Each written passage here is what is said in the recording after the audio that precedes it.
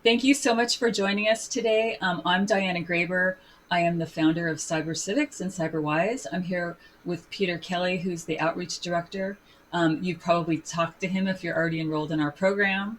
And we're really happy that you guys will be spending this short time with us. We're going to do our best to move quickly here and introduce you to level 2 of Cyber Civics. So, as just a little background, if you're not familiar with our program, we're a middle school digital literacy curriculum, generally starts in 5th or 6th grade and takes you through middle school. Three different levels. So last week or 2 weeks ago, our webinar was about level 1, which is digital citizenship, which is the safe and responsible use of digital tools. When we launched Cyber Civics 11 years ago, we started with just that level. And what we discovered is while kids have terrific, that gave them a terrific foundation on how to be safe and responsible, it wasn't nearly enough. And we learned from the research that kids, although they seem really tech savvy, they don't really know the essentials of how to use the internet as an informational source. So that's why we added level 2, information literacy, which is teaching kids how to find, retrieve, analyze, and use online information. There's also a level 3, which is media literacy for positive participation. We have a webinar on that coming up in a couple of weeks. So just a couple words about Cyber Civics. We were founded 11 years ago at a charter school in Southern California called Journey School. It grew pretty quickly. We now are in 48 states and I think 7 other countries, Peter, is that correct? 9 other countries. 9 other countries. And I think where we're different is that we're really comprehensive. We really cover the whole shillelagh of digital literacy. And it's scaffold skills in a way that they really make sense to kids. And we spent a lot of time creating lessons that were developmentally appropriate, so it really meets kids where they are. So this level is generally taught to 7th grade. If you're a teacher, you know what 7th graders are like. Developing those critical thinking skills, question everything, especially questioning authority. So there's a lot of lessons in that play to those things, as you'll see as we go through the curriculum. So without further ado, what I'm showing you now is called our Skill Jar landing page. This is where the lessons are delivered to teachers. It's a portal that's really easy to use. The way Cyber Civics works is a teacher, when a school enrolls, that school has a subscription to Cyber Civics. Any teacher at that school can open their own private account and get access to these lessons. So I'll show you, once you enroll, you will see this. This is the course overview. This is where all the lessons reside. Again, you will have your private account. So as you go through this, the little orange balls will fill in as you progress through the curriculum. And I'll show you a couple of things here. Really important is our essential reading guide. And the way this works is just kind of tells you, how to do the curriculum, how to run yourself through Skill Jar. And when you look at this in the portal, you can look at it this way. You can download the PDF, or you can click the little crosshairs down here and read this all online if you don't want to waste paper and download it. So there's a couple different options here. And you can always quickly toggle back to this screen and again, download the guide. So in the introductory materials, there's the Getting Started guide. The second thing you'll see is a guide if you're teaching or delivering Cyber Civics at home. We added this because we have a lot of homeschoolers and small groups that subscribe to Cyber Civics. And so this is just their guide and how to adapt this to a smaller group of students down to 1 student. Also, during COVID, a lot of teachers were sending lessons home. So this was the guide that they would send home to their families. The next thing you'll find on here is a parent explainer. What is Cyber Civics? The syllabus. We also have aligned all of our lessons with the standards. So you'll see here, this is our alignment with the Common Core English Language Arts standards, which we hit pretty hard. So you'll see that in a lot of cases, when you're teaching Cyber Civics, you're basically teaching English language arts. And then finally, the next thing that you'll see is a little research supporting how important it is to teach kids information literacy. The next thing you'll find in the portal are the student pre-assessments and post-assessments. And I just want to point this out because all of our student forms are fillable. They're fillable forms here. So, when you download them, you can post them on Google Classroom. And if your students are working on computers, they can do this all online.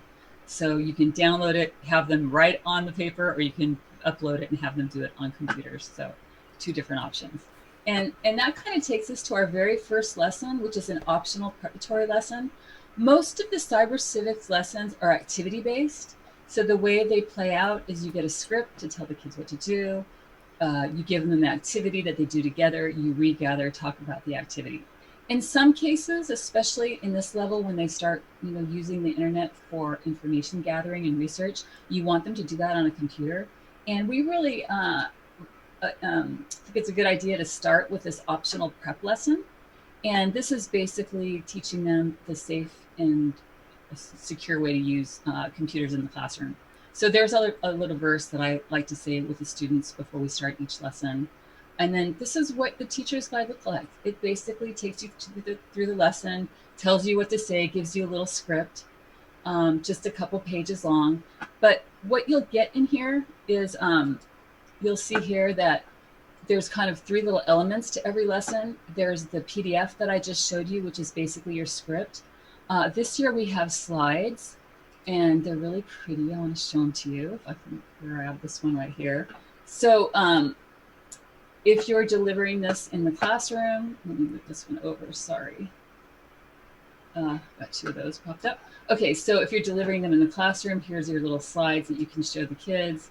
This is the prep lesson. Your performance in this class will be based on this. Very important, using technology is a privilege, but it requires agreement on how to use it wisely. And then you take them through the agreement.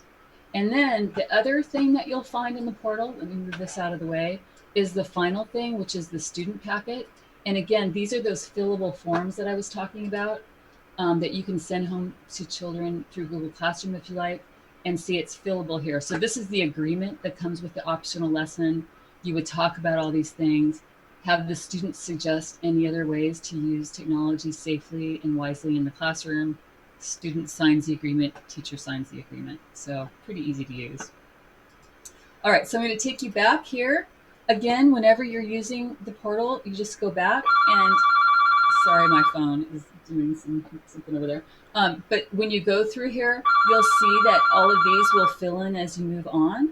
And so you'll know that next time you go in, you want to start with Unit 1, which is Learning Balance. So I'm going to show that to you. Every unit starts with a teacher guide.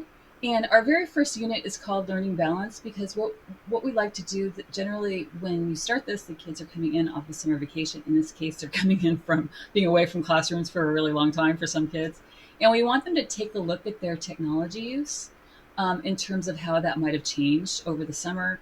And just kind of, understand that they use technology for a lot of different things. And sometimes it's important to learn how to balance that with the rest of our lives. So in the unit, you'll find a short little teacher guide that tells you how to teach this unit.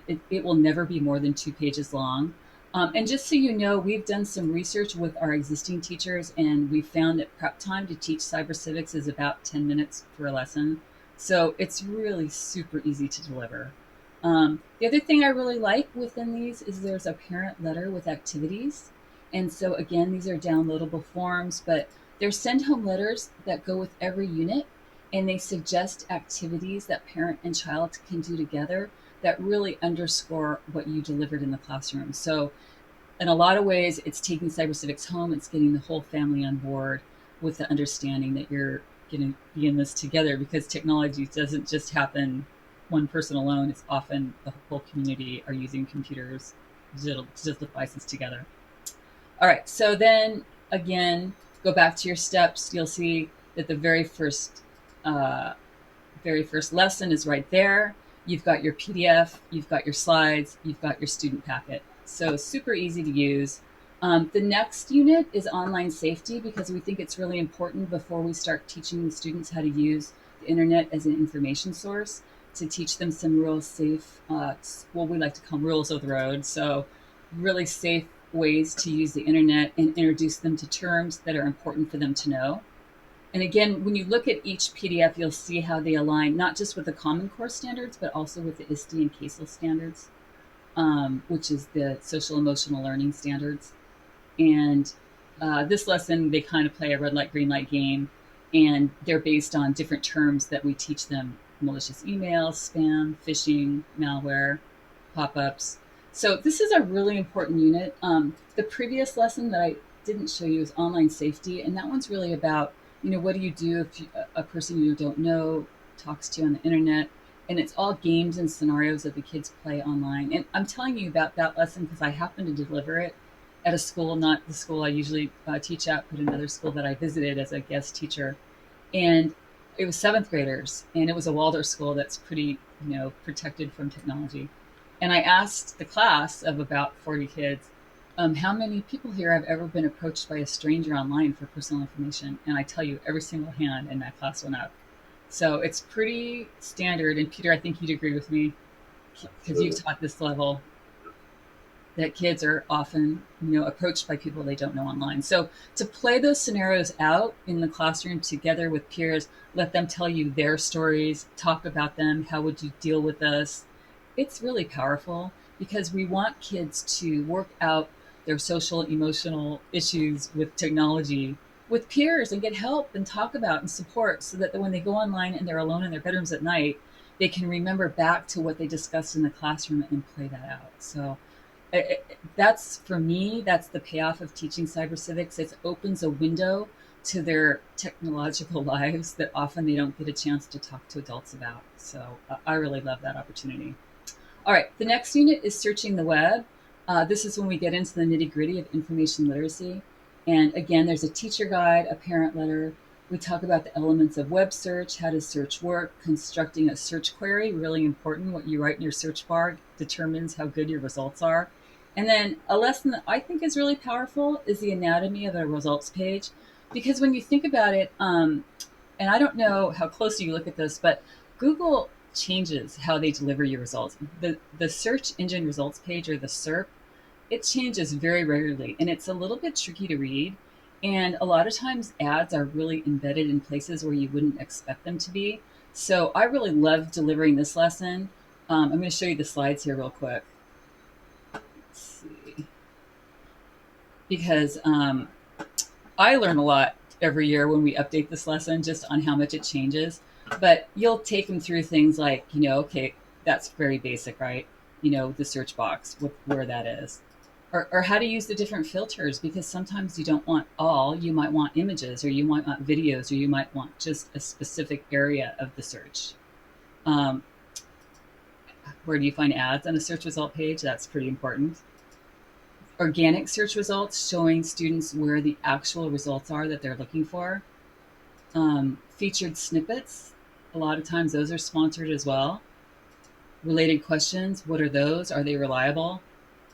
Local 3-pack, again, local advertising, knowledge panel. So again, that's something that a lot of kids aren't really introduced to. So just to have them be super savvy on being able to read a search engine result page is very important.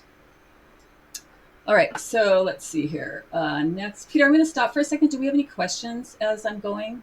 No, not yet. But if anyone does have a question, I'm going to be moderating them in the I see there's a hand up. on the Q&A. There's an whoever you are that has a hands up. If you want to put your question in the chat box, we'd love to answer it. And I'll keep moving until then. All right, so in some of these units, we have quizzes. So you'll see we have a searching the web quiz and a quiz key for the instructor. The next unit is, I think, my favorite one to teach, your personal information. And the purpose of this unit is that when kids are using the internet for research and searching and clicking on things, they're giving away information about themselves, and it really affects the results they get back. And that's an important understanding for kids to have. So the reason I love teaching this unit is because when you start teaching kids those things, they're like, well, that's not right. That's not fair. I don't want to give that information if that's what's going to happen. And it's super powerful. So we start with a little lesson on who's watching you. That's kind of a funny game that teaches them how it works. And then we have policies of the different social media networks that they might sign up for. And before we do that, though, we teach them the terminology of privacy policies. And this is super important because every single day we agree to these things, and we probably don't even read them or understand what they're asking for. So we teach the kids, personal information, user-generated content, cookies, web beacon, third party. Really important one is biometric identifiers. That is something that has just started recently to be collected by a lot of social media networks. So it's important to teach the students what that is. And then the activity for this lesson is they have to actually read the privacy policy of TikTok. and then answer these questions regarding it. So in the student packet, this is all fillable in the student packet. They have their little worksheet, and then we've actually excerpted, I never say that word correctly, we've taken the most important pages out of the privacy policy for them to take a look at more closely. So there's actually two lessons that go hand in hand. So there's the privacy policy one, there's understanding terms of use. Terms of use are different from privacy policy. That's where we talk about things like your age of use, which is really important. Kids sign up for things before they're 13 years of age, and if they read the terms of agreement, they're supposed to be 13. It also covers things like your conduct online, etc. So we teach kids about that, and that lesson's a little different. For that one, they read the user agreement of Instagram, and they have to reinterpret it in a way that other teens would understand. So a lot of English language arts happening in this unit. Then we talk about how the information you're giving away in these things determines what you get back. So what is tracking, targeting, and filter bubbles? How would you protect your online information? Passwords, very important that you make great passwords to protect. That's your first line of defense online. And then a really fun game that they play is What Would You Collect, which we call Shark Tank, where they have to pretend that they're making a social media network. And what would they collect? And how would they protect the personal information of their customers? So try to build as much of ethical thinking into this in every lesson that we can. And then Unit 5 is copyright, which weirdly, it sounds so boring, but whenever we do our surveys of cyber civics at the end of the year, and we ask at the end of 3 years, and we ask our students, after 3 years in all of these units, what were your favorite lessons? Hands down, it's always copyright. And I know my students love it. Peter, probably you would agree.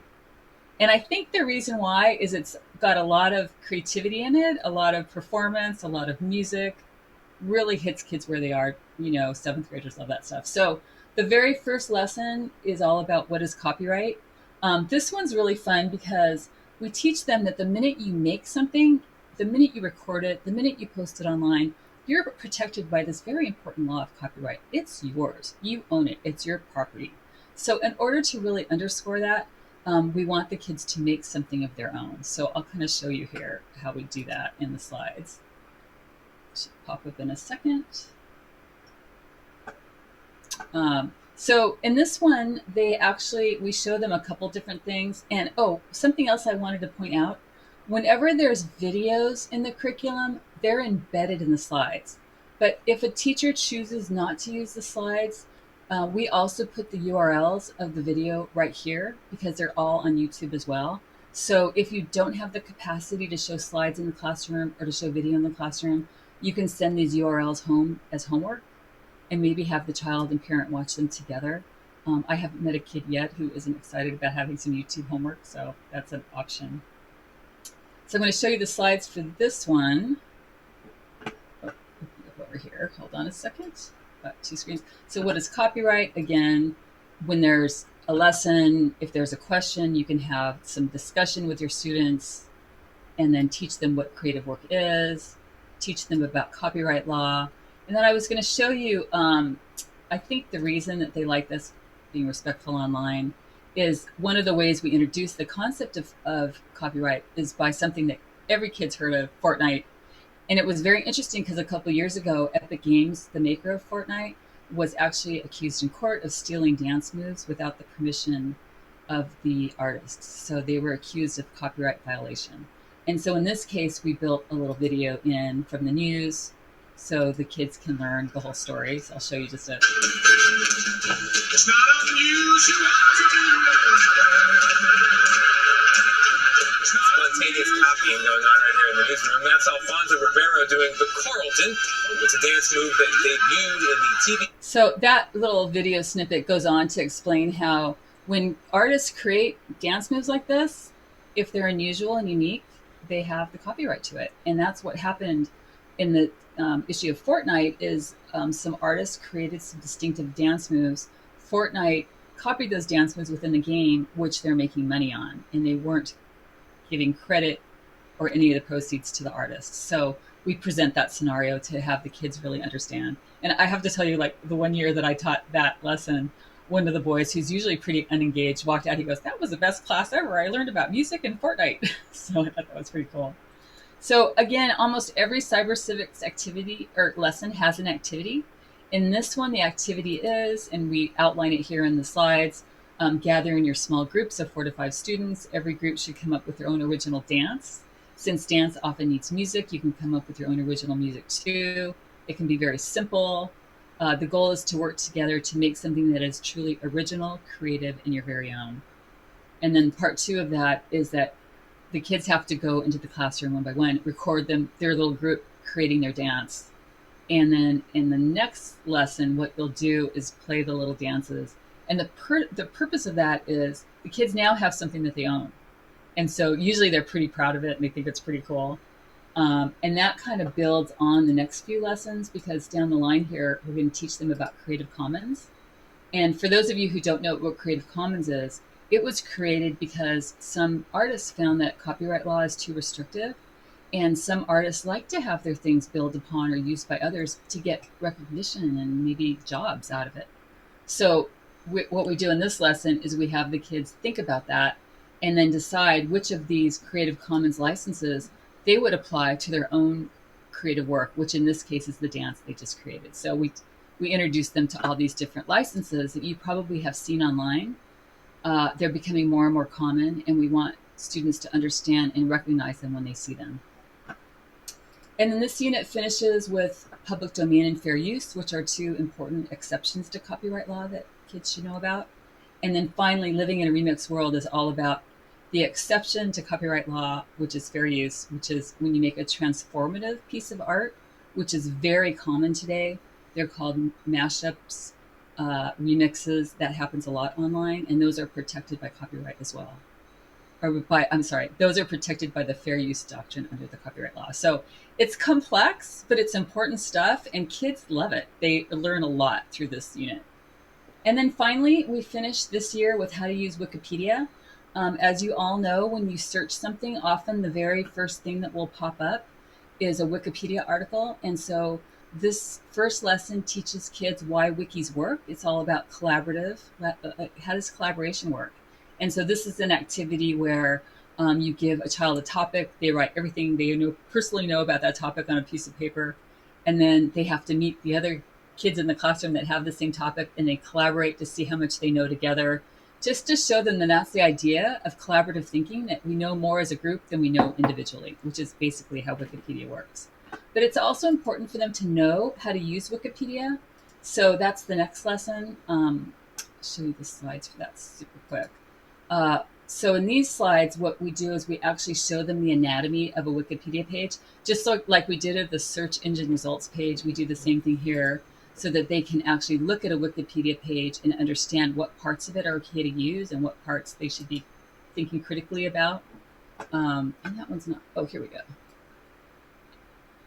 Oh, wrong one, sorry. Bear with me here. Oh, that one's not popping up so fast. There's a lot of data in that one, so I might have to move on. And then finally, the last part of that unit is editing Wikipedia. And for that lesson, what we do is we have the kids either create a Wikipedia page for their school if they don't have one, or edit an existing Wikipedia page, because anyone is an editor on Wikipedia. So they actually get to put their knowledge to use. And then finally, we have a final for this unit.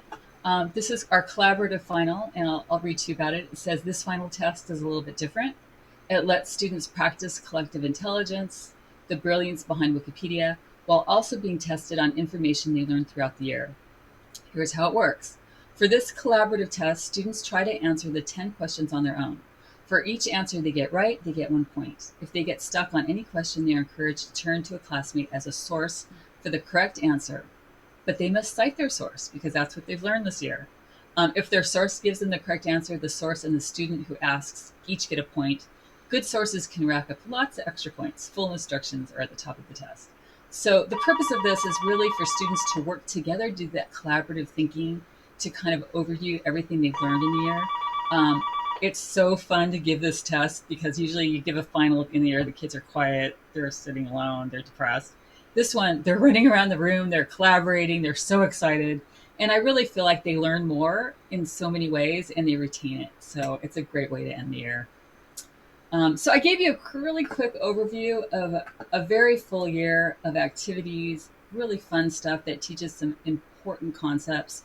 And it really sets the stage for Cyber Civics Level 3, which is media literacy for positive participation. And in that year, that we get much deeper into the critical and ethical thinking, how to analyze media, how to recognize misinformation, fake news, how to see stereotypes in media misrepresentations, etc. So it really caps off an important 3-level series of digital literacy lessons. So, all right. So anyway, that was my quick overview of level 2. And I want to open it up right now. If anyone has any questions or would like me to go back and look at something more carefully, I'm happy to do that. But I'll give you a second to put any questions you have in the chat box. In the meantime, I'm going to turn to Peter. Peter, is there anything I didn't cover that you might want to go into more deeply? You've taught this level just more recently than I have, I think. I have, and I love that you mentioned the copyright and even the terms of use and privacy policies. You wouldn't think that digging deep in policies like that would interest the kids. That's what really starts to get their critical thinking hats on. That's what I love about level 2 is that's when it really begins. And it's right at the age where they're primed to really start looking critically at media and what they're getting online isn't really free. So just the critical thinking aspect of it, I think, is my favorite part. Really meets them where they are. And I love that age because they question everything. Yeah. And they should. We should all question everything when it comes to the internet. So it's a great way to practice that skill. So I do see a few questions here. Let's see. How often would you recommend seeing a 7th grade class over the course of the school year? So initially, when we developed Cyber Civics, it was meant to be taught once a week. The lessons are 50 minutes long. Some lessons will take more than one session to finish, but it will get you through a school year if you teach it once a week. Now, that being said, every school is different. So we have some schools that will do it all at the beginning of the year, every day until it's done, or some will do it in blocks throughout the year. So it really, there's an ideal way to do it, but there's a way also, what you have available is when you should teach it. The next question, I'm so sorry I missed the intro. Is this curriculum set up for a unit each year? Yes. The way Cyber Civics works, and I'll kind of repeat what I said at the beginning, it's sequential lessons. So there's 3 levels that align with the 3 or 4 years of middle school. First level, digital citizenship, safe and responsible use of tools. Second level, information literacy, which I just showed you. Third level, media literacy. So it's like a puzzle. All these pieces fit together that make sense of digital literacy, which is a huge, gigantic, comprehensive world, let me tell you. So it's so fun to take kids through this because by the end, they're so savvy and they're so smart about how they use these really powerful devices. So lots of fun to teach. Any other questions before we end today? I will say, do you have a similar platform for high school? I wish we did because you would laugh because here on my desk, I have a little notebook of all the lessons that I dream of for a high school curriculum because there's more that we can get way deeper on. And boy, those are the kids that would really go on to be hopefully really ethical, wise makers of future technologies. But we have not done that yet. We're really focused on middle school because that's when the interest in technology is at its peak. These kids you can still get them, by high school, a lot of their behaviors online are set. It's a little late. So unfortunately, no, we don't have a high school curriculum. Let's see. Is access for teachers or students also? Okay, this platform, SkillJar, is just for teachers. So what a teacher would do, again, when a school subscribes, you have a school-wide account. Any teacher at that school can have their own portal, which I'm showing you right now. They have access to all these lessons, to the downloads, to the slides, to the student packets. And then it's their job to deliver the lessons in the classroom. So generally, and Peter and I both teach it, you read the PDF. I've pretty much worked on all these lessons and I still download them and hold it in my hand when I'm delivering it in the classroom because it's a guide to take you through. This year we have the PowerPoints that will help guide you through the lesson. But basically you want to deliver it to the kids because you want to guide them through this. You want to facilitate the discussion. You want to help them be in their groups to talk about the stuff together. So really, there's not even need for them to have computers for a lot of these lessons. Approximately what is the cost? So the cost is really based on size of school. It can start as low as $199. The highest it would be is $699 per level to subscribe. And then we have an annual renewal rate that is really low. I mean, the most it would be is $149 per level. Am I getting this right, Peter? Yep. So we try to keep our costs really low. And we'll work with schools. We understand some schools, that even is hard for them. So we'll work with you to try to make it reasonable for your school. And that's Peter's department. So if you have any questions on that, we'd be happy to give you a quote for your particular school or district.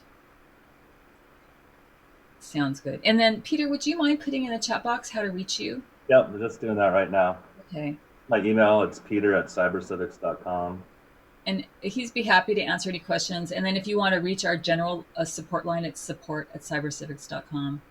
A couple last things. When you subscribe to CyberCivics, we offer free one-on-one consultation like this, like what I'm doing right now, throughout the year for any teacher who needs it. If a teacher's stuck or you have a teacher group that's about to teach, just call us and we'll set up a time that we can do a screen share with you and get you all on board. The other thing is we update the curriculum regularly. I mean, regularly. Things change so fast. Kids bring things up. We add it. We change it. We update because we want to be fresh. And then finally, we send a teacher newsletter out once a month with any updates so you know what's happening. We also have a Facebook group called CyberCivics where teachers share best practices and answer one another's questions. So we like to be super engaged with our teachers because that's important. We have to help each other out because this is a new world for a lot of us. So we have multiple ways to do that. And all of us there, we have a really small team at CyberCivics. We all teach the curriculum. So we're hands-on with the kids all the time. So hopefully we can answer your questions. All right, another minute for any other questions. Otherwise, I think that's it, Peter, unless there's anything that you would like to add. No, I think you covered it greatly, Diana. Good job. Thank you. I did know that you did mention the CASEL competencies and standards. I just think this program, I mean, especially nowadays, the social emotional aspect of it is so strong. And the kids are working hand in hand with activities, bouncing off ideas off each other, and just really learning from each other. I just think that's so important nowadays. Is that aspect of it. I totally agree, especially this year coming in off of last year. It's a really important time to focus on their social emotional needs. I agree. A lot of them have spent a lot of time alone online, so it's time to talk about it. All right. Oops. One more question. Thank you for the presentation. Any chance of recording? Yes. The recording will be available. We post all of our recordings on the CyberCivics website. And I'm going to give you the URL right now, cybercivics.com. If you go to curriculum and pull down that menu at the very bottom, you'll see something that says webinars. All of our webinars are housed there. So you'll get the recording of this. It'll take me about a day to post. And you can also sign up for level 3 if you're interested on that same page. I can also email you the links if you have my email down. You can ask me any questions, or I can send you the links or any other info you want, like our syllabi or sample lessons, anything else you think you might need. Right. Okay. Well, thank you all again so much. And please feel free to reach out to either Peter or myself. We're happy to answer any questions. You're welcome. Thank you so much. All right. Have a great day, everybody. Bye-bye.